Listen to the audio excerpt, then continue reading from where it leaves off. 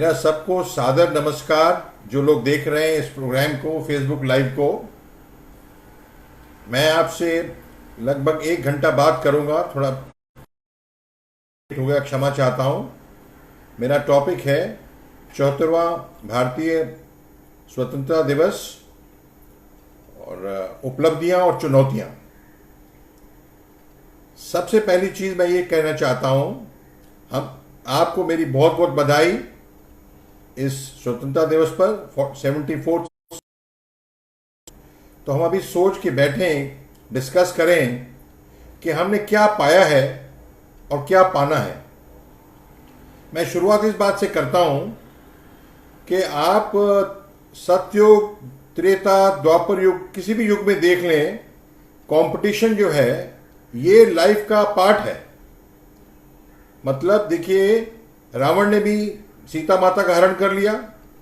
महाभारत में भी दुर्योधन ने बोला कि मैं आपको 5 गांव, मैं आपको 5 सुई के बराबर नहीं दूंगा। तो कलयुग में कम नहीं है, बहुत बढ़ा है ये और बढ़ेगा। आदरणीय ब्रह्म कुमारी कहती हैं कि 2069 तक सतयुग आ जाएगा।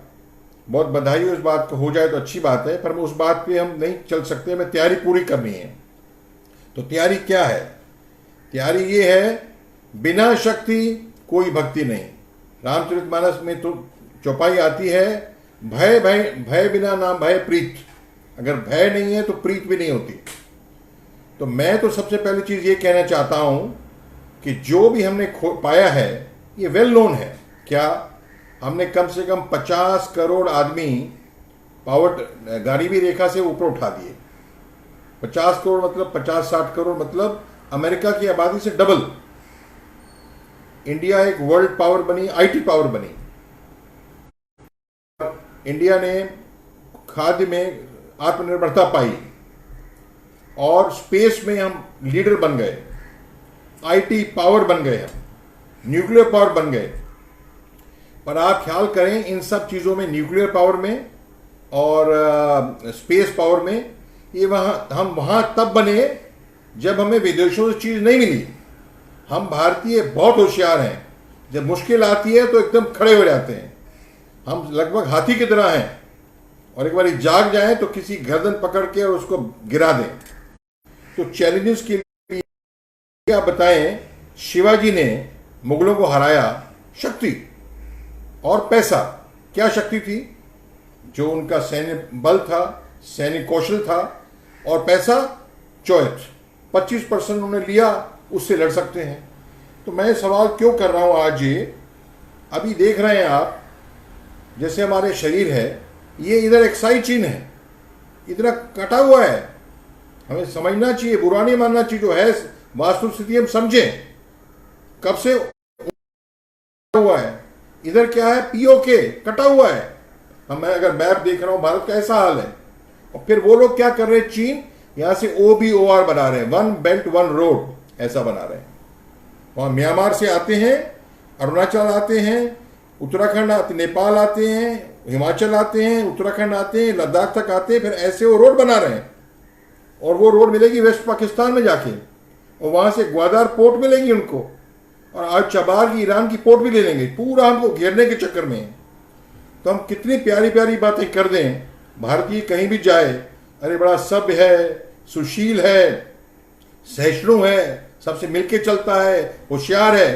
पर जब तक आप हाथ में डंडा मोटा नहीं है आपके, तो कंपटीशन की वजह से हम मार खाते रहेंगे। ये हो रहा है, धोखेबाज लोग हमेशा रहेंगे। मैं तो सतयुग की बात वैसे तो हम पढ़ते हैं, देवता रामचंद्र जी के टाइम पे विश्वामित्र यज्ञ, तो राक्षस लोग क्या मांस गिराते थे। ये हटने वाला नहीं है। उसके लिए हमने क्या करना है, हमारे देश ने, ये वास्तु स्थिति अभी चल रही है, इसको हम समझें। मेरी समझ में हम एज ए मिलिट्री पावर काफी पीछे हट गए हैं, और उसकी वजह से ये हो रहा है। हमारी पूरे संसार के अंदर कोई अंदर घुस आता है, कोई फिर हम बात करते रहते हैं, बात सुनता है नहीं है, तो बड़ी प्रॉब्लम है। तो इसको मैं ऐसे ही देखता हूं, प्रॉब्लम क्यों है ये। मेरी समझ में कई कारण है। एक बड़ा भारी कारण ये भी है। मुझे आप बताएं, हमें आज़ादी कैसे मिली? मेरा ख्याल है ये नैरेटिव है, ये कहा जाता है कि क्या डांडी मार्च किया, सत्याग्रह किया, अहिंसा किया, और वो क्या, और इससे मैं कहता हूं इसका योगदान है, हुआ। ये सब करने की वजह से क्या हुआ, देश में जागरूकता आई, एक संकल्प मिला, एक संदेश मिला कि हम आजाद नहीं हैं, हमने अंग्रेजों को निकालना है। पर मेरे साथियों, ये हमको स्वतंत्रता मिली, क्यों मिली? आजाद हिंद फौज के 4-5 लाख सेनानी अगर वो बर्मा में ना पहुंचते, नागालैंड पे, ये अंग्रेज जो 8000 किलोमीटर से हमारे को गर्दन दबाने आए हैं, 200 साल से बैठे थे, वो हमारी सत्याग्रह से वातु जाने वाले नहीं थे। तो नरम दल का भी योगदान था, गरम दल का भी योगदान था, पर एंड में बात धक्का तब दिया, टिपिंग पॉइंट तब आया जब हमारी आजाद हिंद फौज ने दिखाया। 1940 में नौसेना की बगावत हुई, म्यूटिनी हुई, और अंग्रेजों को समझ आ गया। अपने वीर सावरकर जी क्या कहते थे?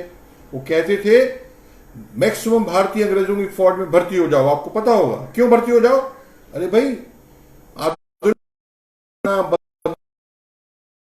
संगठित करना, तो बिना शक्ति कोई भक्ति नहीं है, बिना भय कोई प्रीत नहीं है। चाहे सतयुग हो, देवता हो, किसी भी लोक में हो, उसमें हम कैसे? हमारे पास बताइए, हर साल 1 लाख करोड़ हम लेते हैं, इंपोर्ट करते हैं, आयात करते हैं आर्मामेंट। आप मुझे बताएं, क्या हम आयात से लड़ सकते हैं चीन के साथ? चीन तो हमारा पड़ोसी रहने वाला है। आज जो मोदी जी ने क्या कहा, हमारे पड़ोसी वो नहीं है जो भौगोलिक जुड़े हुए हैं, और भी हैं, मान लेते हैं, पर ये चीन पाकिस्तान तो पड़ोसी हैं, हमेशा ही नजर रखेंगे और गर्दन दबाने की कोशिश करेंगे। तो 1 लाख औजार, अस्त्र शस्त्र हम इंपोर्ट करते हैं हर साल, ऐसे तो लड़ नहीं सकते हम। तो सबसे बड़ी चीज क्या है हमारे लिए अभी? सबसे बड़ी चीज कि हमने अपने आप का सैन्यीकरण बहुत मजबूत बनाना है। और ये सैन्यीकरण कैसे मजबूत बनाना है? खरीद के नहीं, खुद यहां प्रोड्यूस करें। आपको पता है, जब गुड़गांव में मारुति बनती है, मारुति की प्लांट लगती है, तो उसमें आपको मालूम सुजुकी वाले लगाते हैं, तो कितना ही बड़ा उद्योग खड़ा हो जाता है, प्लास्टिक का, इलेक्ट्रिक का, मेटल का, पूरा न्यू वर्ल्ड इज क्रिएटेड, नया जगत, उद्योग जगत खड़ा हो जाता है। मैं तो कहता हूं, सारी खुदाई एक तरफ, जोरू का भाई एक तरफ, भारत सब चीज छोड़ दे, इसको बताए सैन्य प्रोडक्शन, सैन्य उद्योगीकरण दशक, इसको बनाएगा ना, सारे उद्योग चल पड़ेंगे, नौकरियां चल पड़ेंगी, पड़ेगा, इस पे ले फोकस। अभी आप बताएं, आईटी पावर कैसे बनी इंडिया? आपको मालूम होगा, सीप्स था बॉम्बे में खुला, Santa cruise electronic export processing zone. उसको बढ़ावा देने के लिए गवर्नमेंट में कई सहूलियतें दी। उन दिनों एक्साइज ड्यूटी होती थी, कस्टम ड्यूटी होती थी, वो माफ की, चीप लैंड दिया रेडी में। तो डिफेंस प्रोडक्शन को अगर आपने बढ़ावा नहीं दिया, तो सैन्यीकरण तो भूल जाएं। और हम योगा दिवस मना लें, हमसे लोग मीठी मीठी बात, अच्छी अच्छी बातें कह देंगे, होशियार लोग हैं आप, पर मैं आपको देखा बॉक्सिंग मैच, दो, एक रेड ग्रीन कॉर्नर से, एंड में रेफरी क्या बोलता है? Well fought red, green the winner. तो वेल फॉट इंडिया तो कह देंगे, विनर हम नहीं बन पाएंगे। ये बहुत जरूरी हमारे लिए है, और इस तंत्र के लिए बहुत पैसा चाहिए, बहुत तैयारी चाहिए, और उस तैयारी के पीछे हम पड़ेंगे तभी हमारी बात बनेगी। अब मैं इसको करने के लिए मैं एक और चीज कहना चाहता हूं। मैं ये कहना चाहता हूं, मेरी समझ में सरकार का मेन काम क्या है? 3 काम हैं। क्या 3 काम है? Security, internal, external. कश्मीर जब विलय हुआ इंडिया में, तो ये 3 चीजें उनको नहीं दी गई थी, नंबर 1। नंबर 2 क्या है? एक्सटर्नल रिलेशंस एंड करेंसी, सरकार का मेन काम है। और तीसरा काम communication, external relation and currency number 2, 3 communications. और हां, number 4, please provide a level playing field. कई प्रोड्यूसर हैं, मोनोपोली ना हो पाए, राइट, कंपटीशन हो पाए, मैं ऐसी पॉलिसियां बनाऊं, और हॉस्पिटल खुलें, और ट्रेन, और सब कुछ बढ़े आगे। मेरा काम ऐसा रेगुलेटरी सिस्टम बनाना है सरकार का काम है। तो ये हम नहीं कर रहे मेरे ख्याल में, इनमें भी फेल हैं हम। तो सरकार का काम, अभी बात क्या हो रही है, हमारी खूबियां क्या हैं भारतीय होने के नाते। मैं इसको आगे अभी हमारी, मैंने फिर से दोहरा रहा हूं, उपलब्धियां क्या हैं। स्पेस पावर, 50-60 करोड़ को गरीबी रेखा से ऊपर उठा दिया, और रोड्स बनी, बिजली बनी, पीने का पानी मिला, टॉयलेट बने, और शिक्षा के बना तंत्र बना, स्पेस पावर बने, ये उपलब्धियां वेल नोन है। पर बताइए 1980 में चीन हमारे बराबर था, मुझे तो रोना आता है सच में। आज हमसे 5 गुना ज्यादा है वो, $15 ट्रिलियन का उनका जीडीपी है, हमारा $3 ट्रिलियन है, 5 गुना। तो हम उनसे कैसे पिछड़ गए हम, बहुत सोचना पड़ेगा अपने को, क्या हो गया हमको वो। और आप देखना 15-20 साल के अंदर हमारी आबादी दुनिया में सबसे ज्यादा हो जाएगी। अब आ रहा है चुनौतियां क्या हैं, मैं उस पर आ रहा हूं।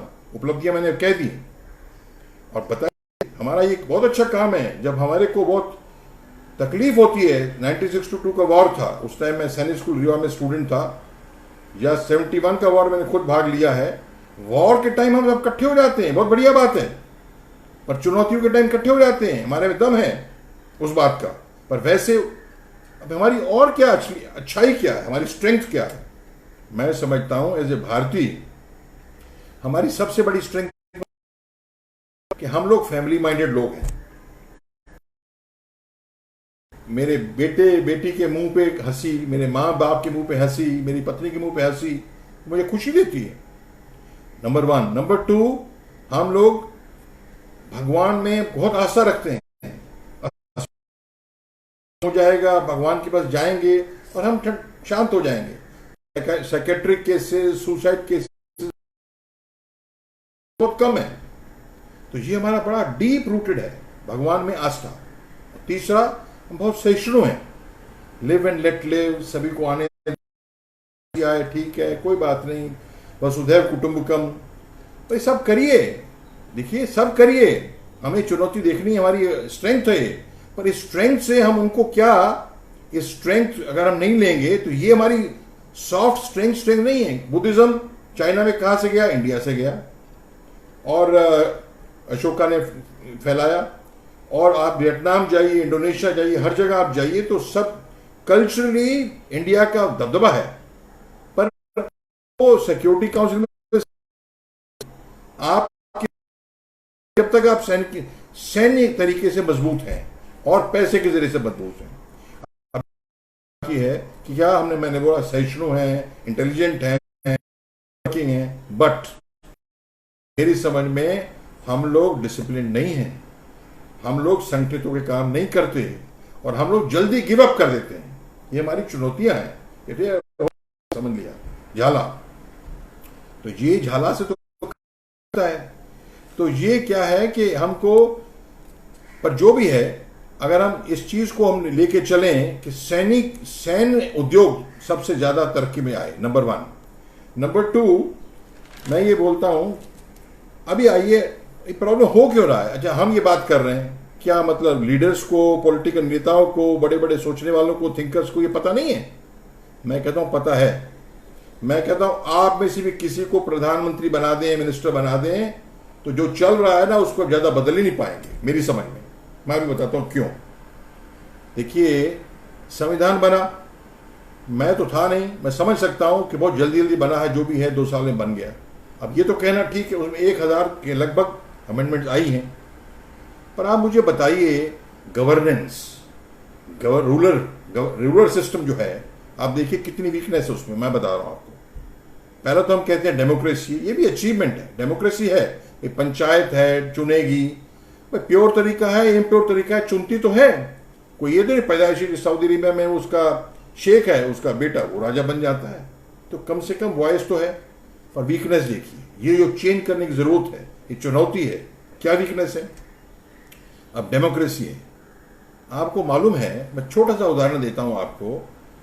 544 सीट्स हैं, लोकसभा की सांसद हैं। अगर किसके भी 272 आ जाएं तो वो गवर्नमेंट बना सकता है, हैं? 270 गिनने के लिए 270 पकड़िए, और आप समझ लीजिए आम कॉन्स्टिट्यूएंसी के अंदर साउथ बॉम्बे है, कॉन्स्टिट्यूंसी है, पूना, कोई भी कॉन्स्टिट्यूंसी अब लें, हर कॉन्स्टिट्यूंसी, और आप उठा के देख रहे हैं election commission of India ECI.nic.in, जीतने वाला मोटा मोटी 5 लाख वोट पाता है। 5 लाख, आबादी कितनी, 15 लाख से 20 लाख, और जो जीतने वाला 5 लाख मिल गए तो जीत जाता है। क्यों? 4 आदमी खड़े हैं, बीजेपी खड़ी है, कांग्रेस खड़ी है, बीजेपी शिवसेना युति खड़ी है, फिर कांग्रेस खड़ी है, फिर और खड़ा, तो फर्स्ट पास द पोस्ट।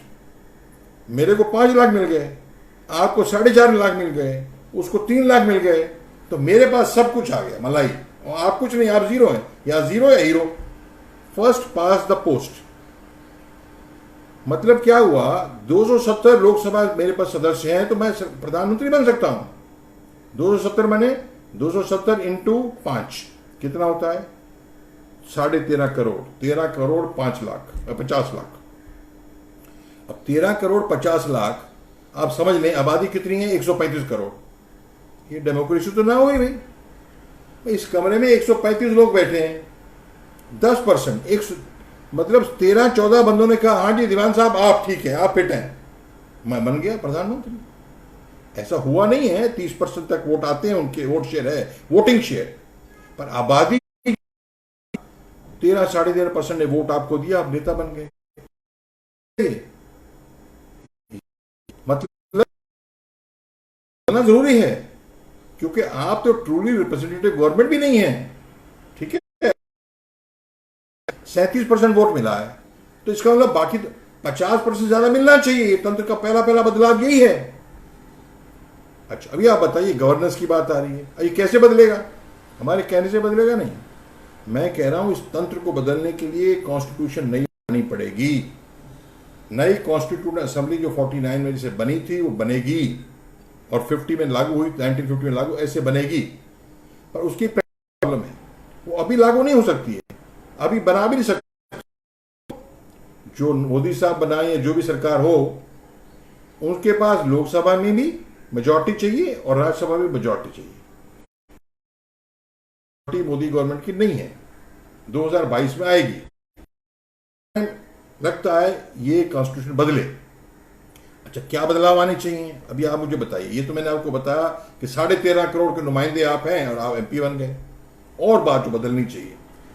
आपको पता है, अगर आप सांसद बन जाएं अपने कोल्हापुर से, और आप बैठे हैं लोकसभा के अंदर बैठे हैं, तो कोई भी ट्रिपल तलाक, 2022 में इलेक्शन है, प्रेसिडेंट का, वाइस प्रेसिडेंट का इलेक्शन आया,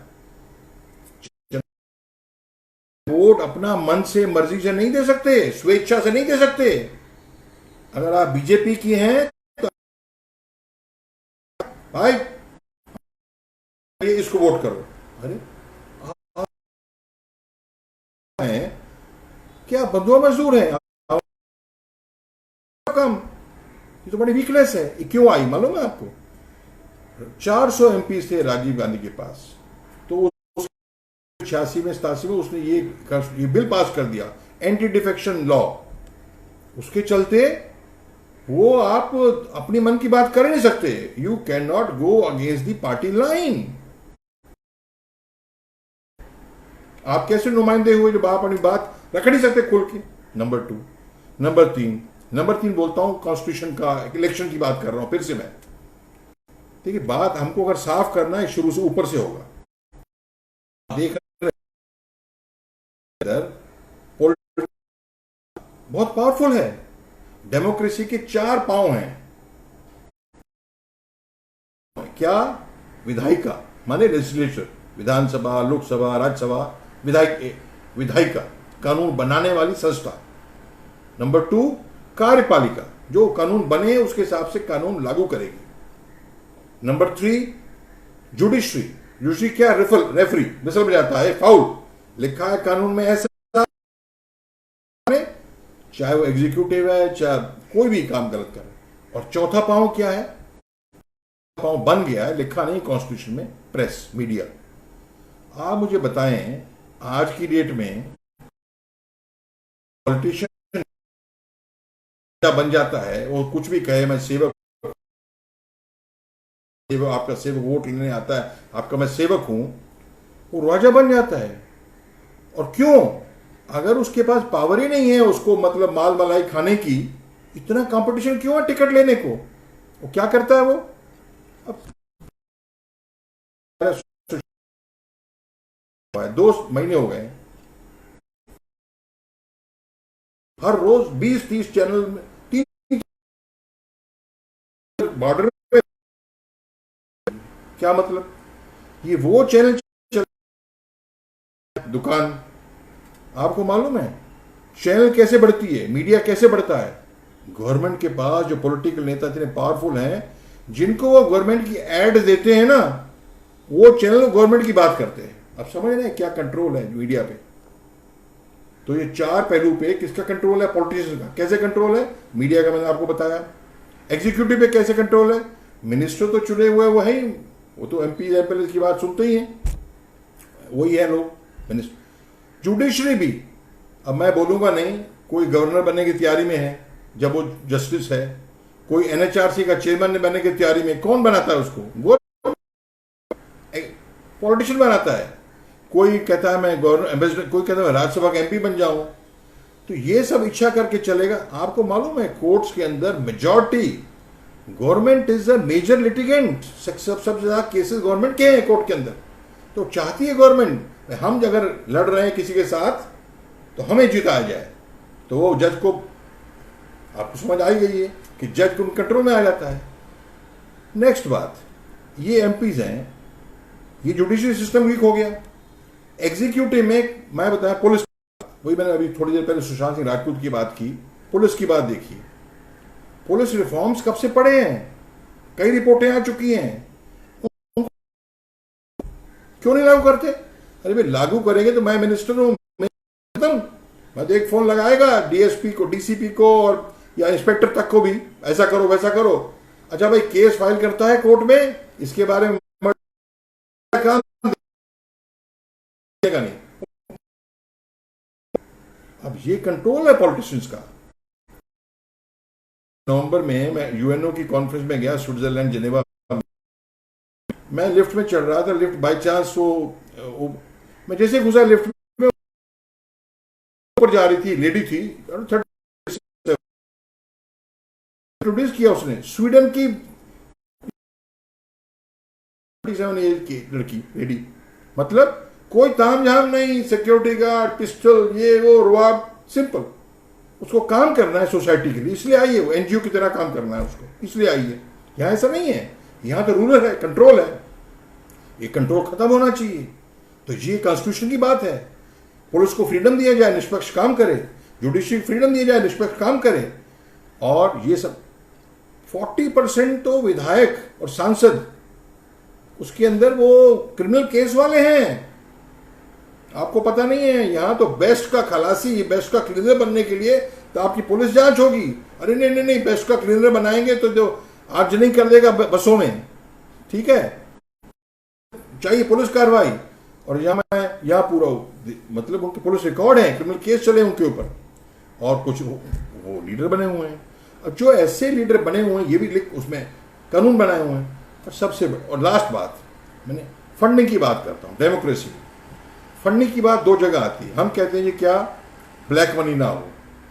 जनाब, इलेक्शन का रूल है कि सांसद के लिए, एमपी के लिए 75 लाख से ज्यादा खर्च नहीं करना, और आमदार के लिए 15 लाख से ज्यादा खर्च नहीं करना। घुसा था, इसमें तैयारी कर रहा था, मैं कहता हूं 25 करोड़ से कम खर्च नहीं होता है बॉम्बे जैसी जगह में।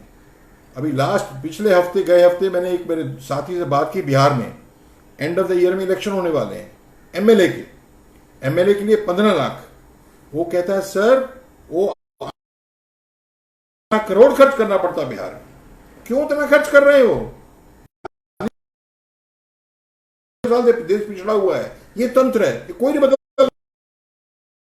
अभी क्यों, क्या किया उन्होंने? उसके अंदर बैक मनी कैसे जनरेट होती? और मेरे साथ नकला बंदा है, तो मैं तो बीजेपी, शिवसेना, कांग्रेस का खड़ा हुआ है। साउथ बॉम्बे की बात करते हैं, राहुल जी खड़े हुए उसके अंदर। 25 करोड़ खर्च कर रहे हैं, अपना पैसा खर्च तो करेंगे नहीं, कोई उद्योगपति कोई धन्ना सेठ देगा पैसे। 25 करोड़ मेरे को दिए और उसको भी बिलियन दे रहा है, 25 करोड़ खर्च किए, हालांकि 75 लाख है। अब आप पूछेंगे तो इलेक्शन कमीशन क्या कर रही है, वो चेक ही नहीं कर सकती। कौन बनाता है रूल? पॉलिटिशियन। सिपाही भी में वो क्या क्या हो गया, तो उस हिसाब से क्या हो रहा है कि 25 करोड़ खर्च मैं कर रहा हूं, 25 कर रहा हूं। अब 50 करोड़ खर्चा हो रहा है, ठीक है, एवरेजली एक कॉन्स्टिट्यूंसी में, मतलब 75 लाख तो कुछ नहीं है, पूरा 25 करोड़ 50 करोड़ ब्लैक मनी है। मैं कहता हूं आप 30 करोड़ भी कह दो, अब लंबा दूर मत जाओ, 30 करोड़ और 544 कॉन्स्टिट्यूंसी है, आप सिर्फ 500 है, तो 500 कितना हो गया? 30 करोड़ इंटू 500 की छोटी कॉन्स्टिट्यूंसी, कम खर्चा है, जाएंगे छोटी, तो मतलब 15,000 करोड़ हर इलेक्शन, लोकसभा इलेक्शन में 15,000 crore black money net generate हो रही है। और आप सेठ हैं, मेरे को आपने 25 करोड़ दिया, ठीक है, तो मेरे से तो आप 25 करोड़ लेंगे, इसका मतलब मैं आपको कॉन्ट्रैक्ट दूंगा कितना? 250 करोड़ का, तभी तो आप 10% प्रॉफिट कमाएंगे, 10 गुना 10% प्रॉफिट कमाएंगे। 25 करोड़ इंटू 30 मतलब 50 करोड़ इंटू 30 करोड़ पर कॉन्स्टिट्यूंसी इंटू 500 मतलब कितना हुआ? 15,000 करोड़ इंटू 10 टाइम्स 1.5 लाख करोड़ हर इलेक्शन में खर्चा हो रहा है। अब बोलेंगे सर इलेक्शन तो हर 5 साल बाद होती है, चलो 5 साल बाद होती है, पर इंडिया इतनी बड़ी कंट्री, हर जगह हर साल कोई, अभी बिहार की है, अभी फरवरी में दिल्ली की हुई, तो मोटा मोटी 1 करोड़ का ब्लैक मनी हर साल जनरेट हो रहा है। क्या रुकेगा?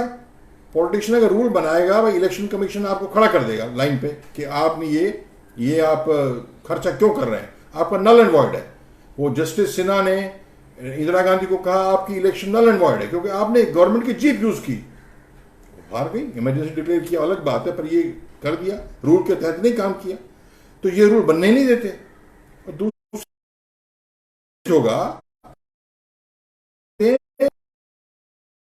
पार्टी कहती है मिली हुई है, इकट्ठे सब इकट्ठे मिले हुए हैं, अपोजिशन नहीं है उसमें, हर 6 महीने साल अपनी पे पेंशन बढ़ा सकते हैं, उनको रोकने वाला नहीं है, रूल तो बनाते हैं विधायिका का।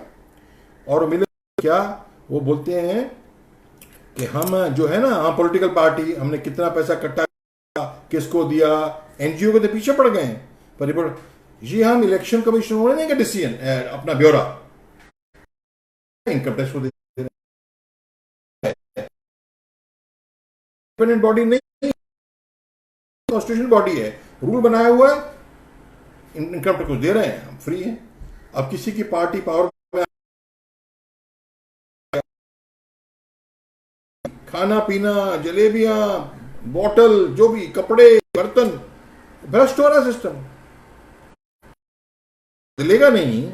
कॉन्स्टिट्यूशन के अंदर तो आपको मालूम है पॉलिटिकल पार्टी का नाम ही नहीं है उसके अंदर, जो अन्ना हजारे भी कहते थे, अच्छा बात है, पैसे से पावर और पावर से पैसा, कहां से पॉलिटिकल पार्टी बीच में आ गई उसमें इसके अंदर। और आप बताएं, और बड़ी भारी बात में इंदिरा गांधी ने लगा AIPM, ऑल इंडिया पर्सनल मुस्लिम लॉ बोर्ड, कोई पूछने वाला नहीं था उसको, इमरजेंसी के टाइम बना दिया। कॉन्स्टिट्यूशन के अंदर माइनॉरिटी की डेफिनेशन, बताइए, वोट बटोरने के लिए आप किसी को फेवर कर रहे हैं, ताकि मैंने आपको फेवर किया मुझे वोट दे दो, ये हो रहा भ्रष्ट है, ये भी आया हुआ उसके अंदर। ये तंत्र बदलने में आसान से नहीं है, बदलने के लिए सब तंत्र पूरा बदलना पड़ेगा, new constitution has to be written. और इन सब बातों के चलते ये बदलने के लिए कब आएगा, ये चारों में कंट्रोल में कम कैसे होगा, ये पूरा तंत्र बदलना पड़ेगा। और अभी 20 साल में तो चीन से ज्यादा आबादी हमारी हो जाएगी। वो तो ऐसा है कि बहुत बड़ा टैंक है, आप पानी भरते जा रहे हैं, नई फैक्ट्री लगा रहे हैं, नया जॉब लगा रहे हैं, इतना बड़ा छेद है, खाने वाले मुंह कितने कट, हर साल इक्वल टू 1 ऑस्ट्रेलिया हमारे बंदे इकट्ठे हो जाते हैं। Every year we are adding new Australia.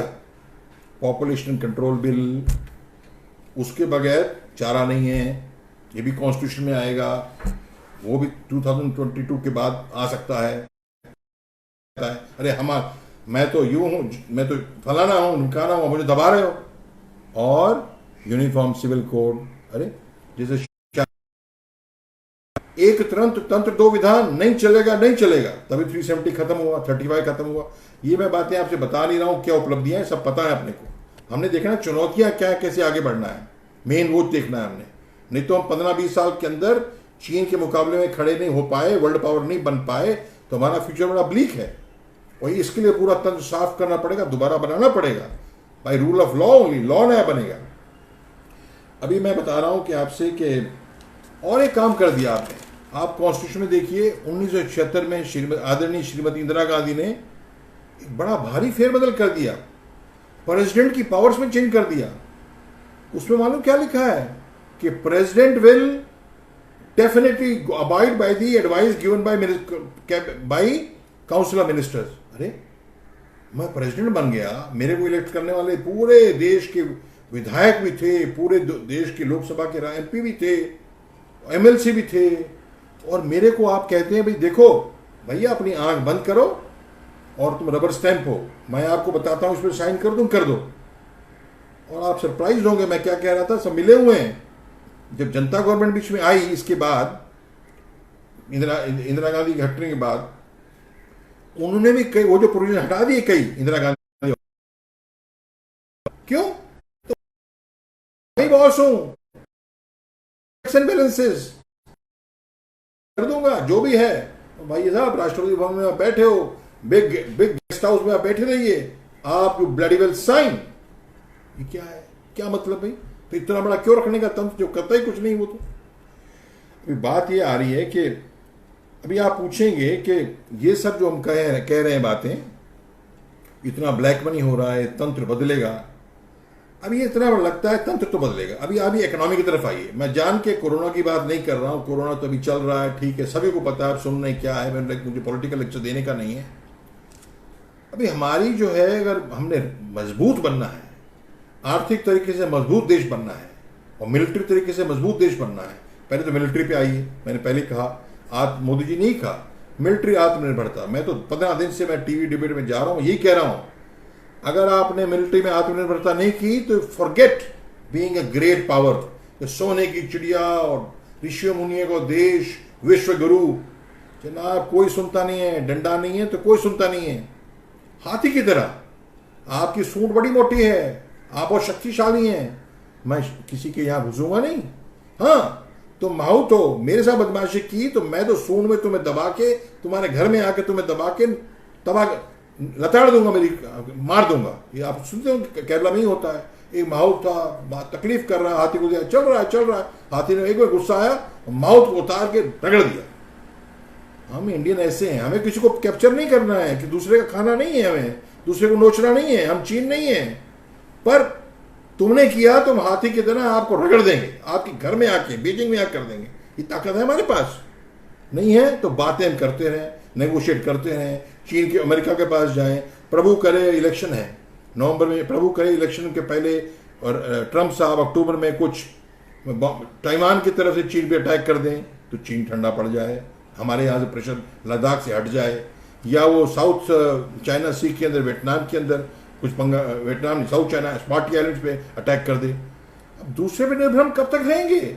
और फिर हम कहते हैं दुनिया के 1/4 आबादी, 1/5 आबादी और इतनी सभ्यता वाली देश, इतना पुराना देश, ये हम कैसे हटेंगे? बातों से नहीं होने वाला है। तो ये सैनिक की बात मैंने की। दूसरी बात ये है, हमारी इकोनॉमी में क्या स्ट्रेंथ है। आप देखिए, आपको मालूम है इंडिया का जो एरेबल लैंड मास है, मतलब लैंड मास जिस पे एग्रीकल्चर हो सकता है, वो चाइना से ज्यादा है। चाइना का टोटल लैंड मास हमसे ज्यादा है, और इतना बड़ा गोबी डेजर्ट है, सब कुछ है। तो जिसपे हम लैंड मास पे, हमारे इंडिया के लैंड मास पे जिसमें हम खेती कर सकते हैं, फसल उगा सकते हैं, फ्रूट कर सकते हैं, वेजिटेबल का, वो चाइना से भी ज्यादा है। And actually we are the world's largest producer, vegetables largest, fruit largest, milk largest, almost largest, even sugar almost largest, Brazil की लाइन में। तो हमको अगर दो चीज हमने पकड़ ली ना, दो उद्योग मेन, जिसके अंदर हमारा मैन पावर बड़े काम आ जाएगा, और वो हमारे को जॉब भी मिलेगी, अमीर भी मिलेगी। मिलिट्री प्रोडक्शन, आर्म्स प्रोडक्शन अभी इंडिया में एक ही है, मैं तो वहाँ सर्विस किया है मैंने, defence institute of armament technology Poona में, एनडीए में खड़गवासला डैम है, खड़गवासला डैम की इस तरफ नेशनल डिफेंस अकेडमी है खड़गवासला, उस तरफ आईआईटी गिरिनगर है, गिरिनगर बोलती है, सिंगल को जाते हैं। तो मैं क्या कहना चाहता हूँ, आईटी कैसे बढ़ी, कितने कंसेशन दिए इंडियन गवर्नमेंट ने, 60-70 ऑर्डिनेंस फैक्ट्रीज हैं, 40-50 डीआरडीओ की लैब्स हैं। अगर इंडिया सीरियस है, अगर आत्मनिर्भर हैं, 100 आइटम तो आपने कह दिया एक्सपोर्ट इंपोर्ट नहीं करने देंगे, कहा आज मोदी जी। पर मेरे पास जो टेक्नोलॉजी डिफेंस की, मैं प्राइवेट इंडस्ट्री को फ्री दूं, मेरी प्राइवेट इंडस्ट्री है, मैं उसको लैंड चीप दूं, जैसे सीप्स में दिया, मैं उसको लोन सस्ते में दूं, वाटर सस्ते में दूं, और कस्टम ड्यूटी नहीं लगाऊं, उसको बोलूं भाई आपने 50% एक्सपोर्ट कर रहा है। एफडीआई किया 74% उन्होंने। पर अगर इसको मिशन मोड में हम डिफेंस प्रोडक्शन में नहीं गए, मैं बार बार यही कह रहा हूं, तो हम तो ना तो सैन्य पावर बनेंगे, जो अपने श्रद्धेय सावरकर जी भी कहते थे कि सैन्यकरण, समाज का सैन्यकरण, वो नहीं हो पाएगा हमारा। और नंबर, मिलिट्री ट्रेनिंग कंपल्सरी हो, 2 साल 3 साल सभी की। और नंबर 3 मैं कह रहा हूं कि ये तो उसी में डिसिप्लिन आएगा। इजराइल को देखिए, और ये मैं कहता हूं मिलिट्री स्ट्रेंथ के लिए हम सब छोड़ दें, इजराइल से हम जफ्फी पाले। कल इजराइल ने यूएई से दोस्ती का जफ्फी पाई है, हम पाले ना। छोटी सी कंट्री है, घिरी हुई है, सबको लाइन पे लगाया हुआ उसने। लेटेस्ट आर्मामेंट निकालते हैं, लेटेस्ट आर्टिफिशियल इंटेलिजेंस निकालते हैं, लेटेस्ट टेक्नोलॉजी निकालते हैं, और जो वहां के बाशिंदे हैं हर में मादा है। तो ये discipline, military training and close strategic partnership with Israel, ये नीड ऑफ द आवर है, और ये तैयार है हमारे लिए, वो मैं समझता हूँ तैयार है इसके लिए। अब वो यूए को आगे आए हैं तो बढ़ना चाहते हैं, छोटी कंट्री है, उनको भी मौका मिलेगा कि भाई और इंडस्ट्री बढ़ेगी और चीज़ें बढ़ेंगी हमारे लिए।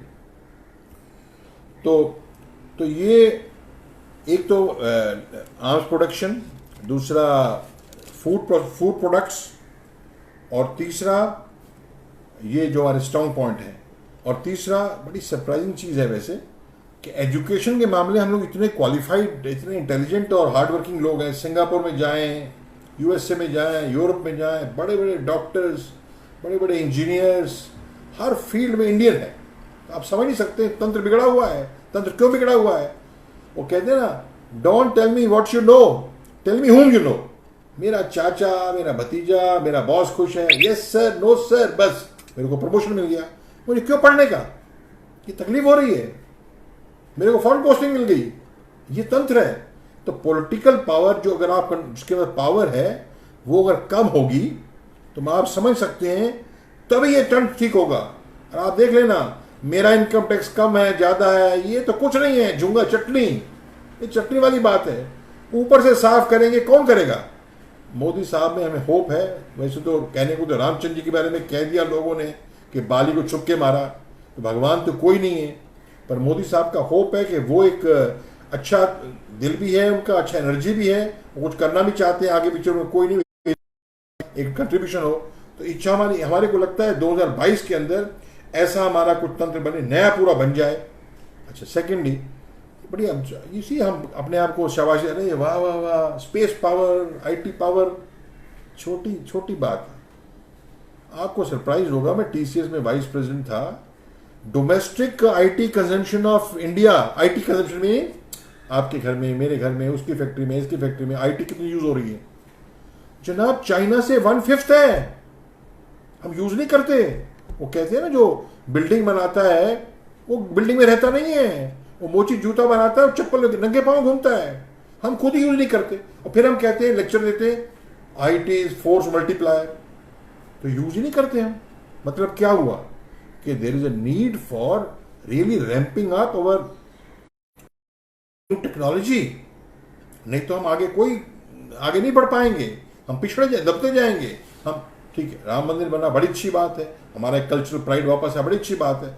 नौकरी नहीं मिलेगी लोगों को, जेब में पैसा नहीं होगा। शिवाजी के पास चौथ लेने की थी उनको, कितना भी कौशल हो, तो आप मुगल से कैसे लड़ोगे? और लड़ने का तो गवर्नमेंट का मेन काम यही है कि क्या, बाहर की सिक्योरिटी, इंटरनल की सिक्योरिटी। मैंने बार बार आपसे कहा हाथी, हम हाथी की तरह हैं, ठीक है। हाथी का मतलब आपने देखा है, हाथी का क्या होता है, कान में कीड़ा भी घुस जाए ना, हाथी डाउन हो जाता है। ये बड़ी अफसोस की बात है, हमारे देश के अंदर भी हाथी कई खुल के बोलना नहीं, स्वतंत्रता दिवस है तो ये हम अलर्ट रहे। हाथी हाथी कान हिलाता रहता है, कट कट कट, अलर्ट रहे हम, ये कीड़े हमको खा जाएंगे।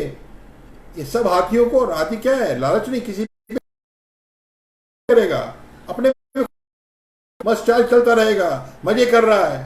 पर किसी ने तकलीफ किया तो फिर सूंड में पकड़ के और पांव, सिंह को भी पांव में नीचे दबा रगड़ देगा, वो उनकी ताकत। तो क्या क्या फिर बात वही आ रही है, क्या मोटी सूंड क्या है, मोटा दम क्या है। और हाथी भी स्पिरिचुअल एनिमल होता है। अब हाथी की बड़ी स्ट्रांग मेमोरी होती है।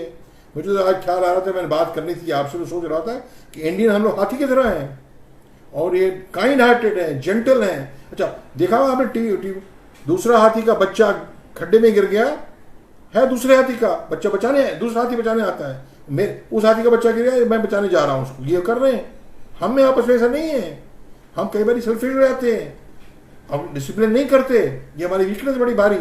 तो हम हाथी रहे तो इससे हाथी ही रहे, और उसमें क्या है कि मिल के ना रहेंगे तो बड़ा मुश्किल हो जाएगा। अभी आप पूछेंगे कि ये तो अच्छी बातें हैं, तो जनाब मैं क्या करूं? दीवान साहब, मैं आपकी बात सुन रहा हूं, स्वतंत्रता दिवस सुन रहा हूं, आपने चुनौतियां गिना दी, आपने उपलब्धियां गिना दी, और आप कह रहे हैं कि चुनौतियां जो हैं हमने कैसे बदलेंगी, ऊपर से सब ठीक करना पड़ेगा। फिर मैंने बोला आपको साफ, तो मैं नहीं कर सकता हूँ, और ये बिल्ली के गले में घंटी तो नहीं बांध सकते, बिल्ली तो बड़ा मुश्किल काम है। वो एक है होशियार, मोदी साहब आए हुए, मोदी होते कोई होते, वो उसको सेट करने में आए हुए हैं, तो करें, मुझे उम्मीद है वो, इसलिए वेट, मेरी समझ में, मेरा खुद का आंकलन ये है, बहुत मैं मिलता रहता हूँ बहुत हिंदू ऑर्गेनाइजेशन से भी, तो बहुत हल्ला मचा हुआ है कि यूनिफॉर्म सिविल कोड लाओ, पॉपुलेशन कंट्रोल बिल लाओ, CAA लाए, कितना हल्ला मच गया।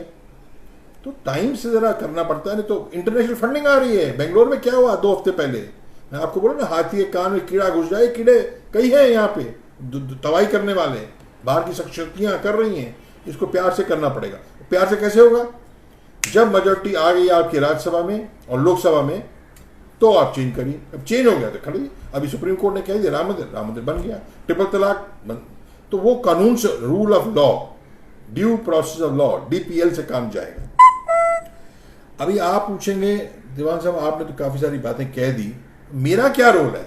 मैं एक साधारण नागरिक हूं, मैं क्या करूं? मैं आपसे एक ही चीज कहूंगा, शॉर्टकट से मत जाओ, संगठित होकर रहो, अपना भी देखो, पड़ोसी का भी देखो, क्योंकि हम दोनों हाथी हैं।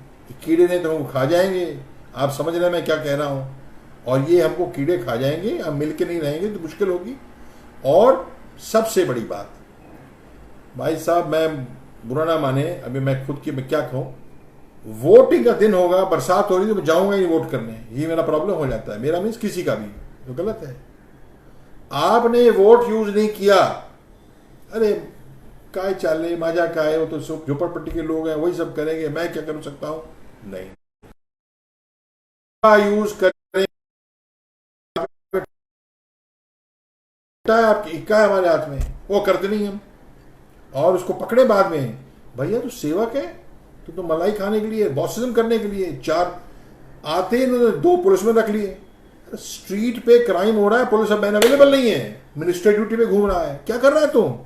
चलो मोदी जी ने क्या किया, लाल बत्ती उठा दी, मैं जानता हूं हुआ, पर बहुत कुछ ये माइंडसेट कि पॉलिटिकल जो है, पॉलिटिशियन जो है वो लीडर नहीं है, उसका क्या मालूम है, एक ही सिम्टम है, एक ही उसकी पहचान है कि पॉलिटिशियन कम आएंगे इलेक्शन लड़ने। पता क्या कैसे?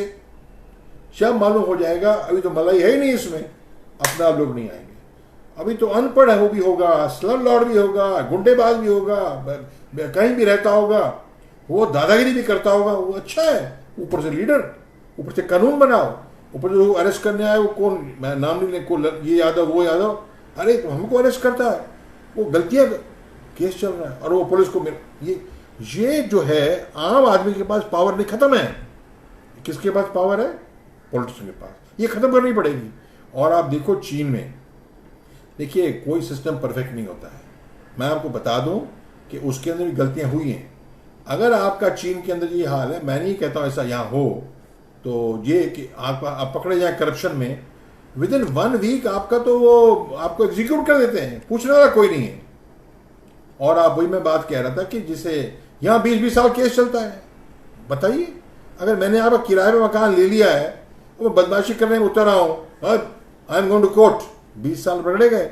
आप 60 साल 70 साल के बंदे हैं, आप तो बर्फ में लग गए। आपके जुडिशियल सिस्टम बड़ा वीक है। मैं आपको बता रहा हूं, ये नहीं है कि अमेरिकन जो हैं, यूरोपियन जो हैं, हमसे ज्यादा ऑनेस्ट हैं। Not at all. Human nature greedy हर जगह है, मौका मिलता है हर कोई करता है। पर क्या प्रॉब्लम है? इतना तंत्र कड़क है जुडिशियल, और यहां जुडिशियल सिस्टम तंत्र कड़क होने नहीं देते। क्यों? गवर्नमेंट में ठंडा रखो इसको सवाल। कहीं कहीं ये भी सुना होगा आपने, जो कहता है मैं सेवक हूं, मैं प्रधान सेवक की बात नहीं कर रहा हूं, जो कहता है मैं सेवक हूं, जनाब आप वो चाहते नहीं है, वो चाहते नहीं है कि आप गरीबी से हटें। अरे आप, मैं तो एक बंदे से नाम नहीं, गरीबी से हट गए तो आप मेरे नीचे रहेंगे नहीं, आप तो शेर बन जाएंगे। आप ना पढ़ो, ना लिखो, ना कमाई करो, तो मेरे को सलूट मारते रहोगे आप। ये हो रहा है। इसलिए एक आपको पता है, एक समाज पिछड़ा हुआ है 70 साल से। अब वो चिल्ला रहे हैं, अरे तुमने हमको एक्सप्लॉइट किया है। क्यों? खाली वोट बैंक। तुम झोपड़पट्टी में रहो, झुग्गी में रहो, ये काम है।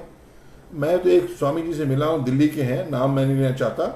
वो बंधुआ मजदूर के अगेंस्ट मोर्चा किया, इतना होशियारी काम किया। एज ऑफ 40 ईयर्स एज में हरियाणा कैबिनेट से रिजाइन।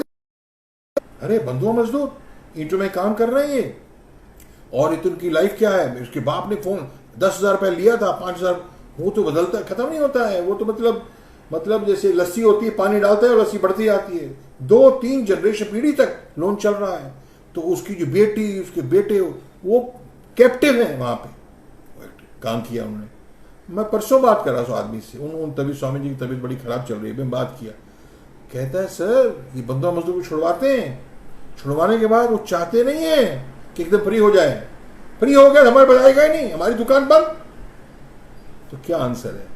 आंसर ये है, you and me as a alert citizen, जहां अन्याय हो रहा है आवाज उठाओ। नहीं तो आप समझते हो कि आपको, और आपको नहीं तो घुमा रहे हैं। अरे मैं बोलता हूं 10,000 लोग हैं मोटा मोटी जो रूल कर रहे हैं। 10,000 कैसे? 500, 540, 600 एमपीज हो गए, और 300, 273, 300 250 एमपी हो गए। 1000 पकड़ लो, 1000 एमपी हो गए। ये 1000 एमपी हैं तो पिछले 10 साल के ले लो। अब ये 1000 आए हैं, पहले वो आए थे, तो 3-4 हजार वो हो गए। और 1 एमपी जो होता है 15-16 लाख, 15-20 लाख आबादी होती है। और 1 एमएलए आमदार विधायक, वो आबादी होती है 1 लाख, 1-1.5 लाख। तो मतलब 500 एमपी है, 540 एमपी है, तो समझो 5,500 एमएलए। तो ये 10-15 हजार लोग, वो इक्के की गिट्टियां होती है लूडो की, घूम फिर के वही हमारे पे चढ़े हुए हैं, और हम सलूट काम कराना। मजा कनेक्शन नहीं है। मैं देखा है, मैं रहता हूँ गोरेगांव, पेमेंट टूट रही है, फिर बन रही है, फिर टूट रही है, फिर क्यों? पैसा खर्च करना है। तो हम अलर्ट हम करेंगे। फॉर्चुनेटली प्रेस ज्यादा एक्टिव है, हमको सपोर्ट मिलेगा। हम करना नहीं चाहते, अरे मजा का हुई। तो ये हम, आप पूछोगे मैंने क्या स्वतंत्रता दिवस, मैं क्या करूं? ये स्वतंत्रता दिवस तो पहले था ही नहीं है, तो एक बर्बाद जो हुआ, ठीक है। वो तो मैं कहता हूं माउथ हाथी पे चढ़ा हुआ था। कौन माउथ? अंग्रेज। वो 8,000 किलोमीटर से हमारे पे चढ़ने आया था, और हमारी मीठी मीठी बातें सुन के हाथी में कुचल देगा, तभी वो गया है। मैं कहना ही चाह रहा हूं, हम ये नहीं कर, सरकार माई बाप है, वही करेगी। हमको ये दे दो, ये अमेरिका में को ये दे दो वाला है। आप समझते हैं अमेरिका इतनी पावरफुल कंट्री क्यों है? Private enterprise. सरकार ना तो बनाएगी पेन बनाएगी, ना टॉयलेट पेपर बनाएगी, ना मोबाइल बनाएगी। वो तो यहाँ अलग बात है, मैं बात करता हूँ क्यों वैसा वहां भी होना चाहिए, तो खा जाएंगे। मोनोपोली स्ट्रांग नहीं होगी, monopoly anti monopoly law strong नहीं होंगे ना, तो उसमें भी प्राइवेट वाले भी खा जाएंगे। अभी आप देखो, एग्जाम्पल देता हूँ, BSNL MTNL जब था, तो बंद हो रहा है, क्योंकि वो था। ये सारे Airtel, Vodafone, Tata, competition, rate कम है। पूरी दुनिया में टेलीकॉम के रेट्स लोएस्ट है, इंडिया में क्यों? आप बताइए, बीएसएनएल बंद हो गया ना, ये गारंटी है मेरी। ये जो रेट हमारे हैं ना, अभी हम 300 रुपये बिल देता हूँ मैं, अनलिमिटेड कॉल्स वोडाफोन का, मैं तो 20 साल से हूँ उनका। वो मैं आपको बता रहा हूँ, यही 300 का मैं गारंटी बोलता हूँ 1500 2000 हो जाएगा, आपस में मिल जाएंगे। अब फार्मा देख लीजिए, मैं बीपी की मेडिसिन लेने जाता हूँ, हर 2 महीने बीपी मेडिसिन लेने जाइए 10% बढ़ा होता है रेट। क्यों? वो मिले हुए हैं, वैसे कंपटीशन है। मैं ग्लेन फार्मा हूँ, मैं सन फार्मा हूँ, मेरी लड़ाई है। पर OPPI, organisation of pharma producers industry, मिले हुए, रेट बढ़ाए जा रहे हैं, हमको चूस रहे हैं। पहले एक छोटी सी कंपनी होती थी इंडिया में, IPCL, हैदराबाद में हेडक्वार्टर्स है उनका, शायद हरिद्वार में भी जगह थी उनका, फैक्ट प्लांट थी, इंडियन फार्मास्यूटिकल कंपनी लिमिटेड, वो बंद हो गई। जान की स्टील अथॉरिटी को बंद कर देंगे, जान के BSNL बंद, कौन कर रहा है, बंद कर देंगे। अच्छा, वो मिस्टर एक और थे, गुरुदेव, अभी आप जानते हो कौन थे, NCP के बंदे थे, जब वो एविएशन मिनिस्टर थे तो अच्छे अच्छे मलाईदार रूट, दिल्ली का, बॉम्बे का, इसका, प्राइवेट कंपनीज को, जेट तो बंद होगी, जेट को, उसको सहारा को, स्पाइस जेट को, और टुच्चे, और जिसमें कोई रेवेन्यू नहीं है। नहीं, आप तो गवर्नमेंट के हैं, एयर इंडिया है, आप तो एयर इंडियन एयरलाइंस हैं, आपकी सोशल रिस्पॉन्सिबिलिटी है। आप कहाँ प्रोवाइड करो? आप अगरतला में जाओ, गुवाहाटी में प्रोवाइड करो, छोटी जगह झारखंड में प्रोवाइड करो सर्विसेज, और आपको ये रूट आपके लिए नहीं है। मलाई खा गया प्राइवेट, क्यों? जो भी होता है अंडरस्टैंडिंग, ये रेगुलेटरी का मिसयूज है ये। पर हाँ, पर जो गवर्नमेंट वाला प्रोवाइडर अगर बीच में रहेगा, अगर गवर्नमेंट का प्रोवाइडर रहेगा कोई ना कोई बीच में, तो प्राइवेट वाले हमारे गर्दन नहीं पकड़ेंगे। अभी रेलवे प्राइवेटाइजेशन हो रही है, उसमें खतरा भी है, पर अच्छा भी है, निकलना चाहिए। देखिए, निकलना चाहिए, मैंने गवर्नमेंट को ये रोटी कपड़ा मकान काम से हटना चाहिए, प्राइवेट को दो।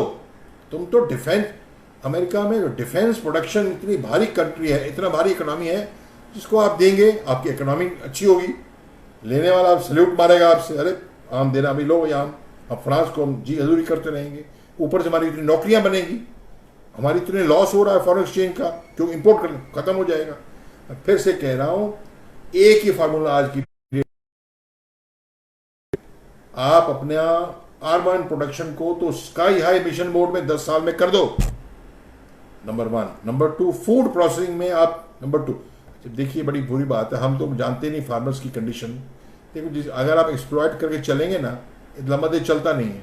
आपको पता है, इंडिया के अंदर 60 साल पहले जो फार्मर जो है ना, एक मन माना 40 शेर होता था, आज किलो है आज की डेट में।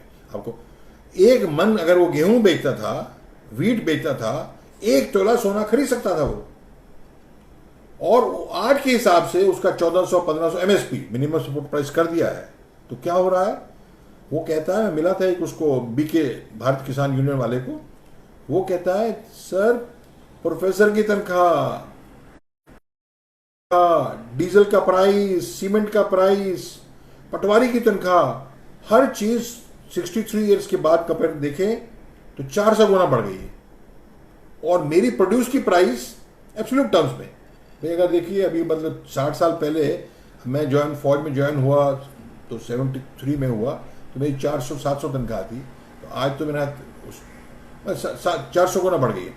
इनका एग्जाम्पल एवरेज बता रहा हूं। और price of diesel, price of, और किसान का जो काम है, पसीना से बना रहा है वो, और कैसे बना रहा है वो, बेचारा भगवान पे भरोसे है। बरसात हुई ज्यादा, मारा गया, उसके बच्चे भूखे, बरसात हुई कम तो मारा गया, उसको जो बीज की लागत भी नहीं मिलती, उसकी किसान की 60 गुना ज्यादा बढ़ी है, बस। तो 8 गुना का फर्क है।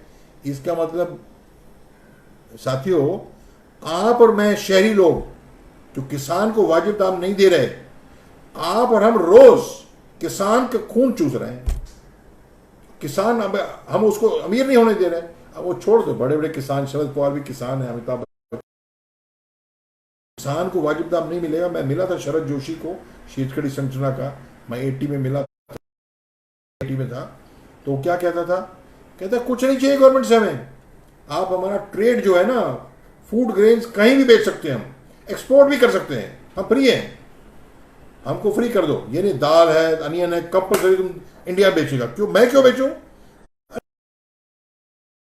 कुछ भी मशीन प्रोड्यूस करता है, यू आर फ्री। वर्ल्ड में अफ्रीका में चीप में आपको ज्यादा लॉस प्रॉफिट है, वहां बेचो। आपने फ्री मार्केट किया नहीं है, किसमें? किसानी में। उसको दबाया हुआ बेचारे को। आप ऐसे 40% 50 आबादी को दबा के रखेंगे ना, ये भूल जाए देश हमारा संपन्न हो जाएगा, देश हमारा वैभवशाली हो जाएगा। घर में 4 लोग हैं, गृहिणी को आप दबा रहे हैं रोज, कहां से संपन्नता आएगी, कहां से खुशी आएगी, कहां से खुशहाली आएगी? तो ऐसा आप कर रहे हैं। किसान मतलब कम से कम 130 करोड़ में से कम 70 करोड़ इंसान है, ये किसान है। मैंने देखा है किसान, मैं एमपी में जब प्रो वाइस चांसलर था, पूछा, वो कहता खेत खाली छोड़ देते हैं। क्यों? अरे यार इसमें खेती करो, मेहनत करो, बीज के पैसे लगाओ, खाद लगाओ, और बाद में बाढ़ आ गई तो 2 रुपए किलो टमाटर मुझे बेचना पड़ता है, उतना तो मेरे ट्रांसपोर्ट में लग जाएगा। बाहर फेंक रहे हैं सड़क पे, तो पैसा मिलता है, अरे कहां से आएगा? अच्छा है, ये भी अच्छा है, क्यों कल को तुमने जब किल्लत हो जाएगी, ये चीजें कांदा बटाटा और गेहूं नहीं मिलेगा, अपना रेट बढ़ेंगे, किसान के लिए अच्छा है। ये किया है काम गवर्नमेंट ने, पर एपीएमसी बना दिया है। एपीएमसी क्या? फिर मिडिल मैन ही। नाम तो agriculture produce marketing committee, Washim इतना बड़ा है, उसमें क्या है, पहले आड़ती लोग थे बीच में, वो बदमाशी करते थे। क्या बदमाशी करते थे? किसान आया 200 किलो, नहीं ले जाओ, नहीं, अरे बेचारा वापस नहीं सेठ ले लो। मैं सोनीपत में था, दबाते थे। उसको हटाने के लिए क्या किया? APMC, agriculture produce marketing committee, नहीं कंपल्सरी लेना। ये सारी धांधली कहां से आ रही है? घूम फिर के पॉलिटिकल वर्चस्व, पॉलिटिकल पावर इतना ज्यादा है, कंट्रोल है। अगर आपने वो नहीं हटाया तो आप समझ सकते हैं कि कहीं हम जाएंगे नहीं। कुछ समय है तो मेरे से सवाल पूछेंगे तो पूछ सकते हैं, आप लिख सकते हैं, इसमें मैं बताऊंगा आपको। कुछ जवाब, कुछ प्रश्न पूछना तो मैं कोशिश करूंगा, मैं दे सकता हूं जवाब। क्योंकि 1 घंटा 50 मिनट्स हो गया। हाँ, आप, मुझे लगता है आपको लिखना पड़ेगा, इसमें आप लिखेंगे तो मैं उसका जवाब दूंगा।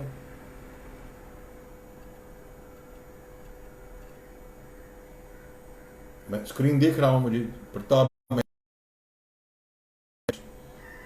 वेल एक्सप्लेन, अलका गोडबोले जी का very nice analysis, Satish Dixit ji का जय हिंद सर, वंदे मातरम। और तो वैसे 12 लोग ही जुड़े हुए हैं। आज मेरा क्या स्वतंत्रता दिवस है, दोपहर दिन में काफ़ी बिजी हो गए लोग, तो कुछ ज़्यादा लाइव में जुड़े नहीं हैं, बाद में देखेंगे। तो 12 तो अच्छी, 10-12 लोग जुड़े, अच्छी बात है। कोई सवाल हो तो पूछिए, तो आप यकीन कर सकते हैं, मैं उसको जवाब देने की कोशिश करूंगा। इसमें मैं भी कुछ कह पाऊंगा तो लगता है कोई सवाल नहीं है, तो मैं समझू कोई सवाल नहीं है। आप देंगे, अच्छी बात है। हाँ, आपने लिखा किसी ने, किसान हित में आपका संदेश बहुत ही सराहनीय है। सुनील मेहता जी, मैं बता पाया, आपको ठीक लगी बात? मैंने बातें अभी इसमें घुसेंगे तो कॉम्प्लिकेशन बहुत होता ही नहीं, आपको पता है, कई उसमें इंटरेस्ट है। इसी बात से भी बाकी से बड़े इंसेंटिव, पर आपको वो इंसेंटिव, चीप लोन, किसान क्रेडिट कार्ड, किसान नहीं ले रहे, आईटीसी ले रहा है। बताइए, हैं? टके सिर बाजी, टके सिर खाजा, अंधेर नगरी चौपट राजा। तो मिली भगत, क्रॉनिक कैपिटलिज्म कहां से? वोडाफोन को इतना, वोडाफोन, वीडियोकॉन धूत जी को इतना लोन मिल गया, और कितना प्रतिष्ठित आईसीआईसी बैंक, कामत साहब,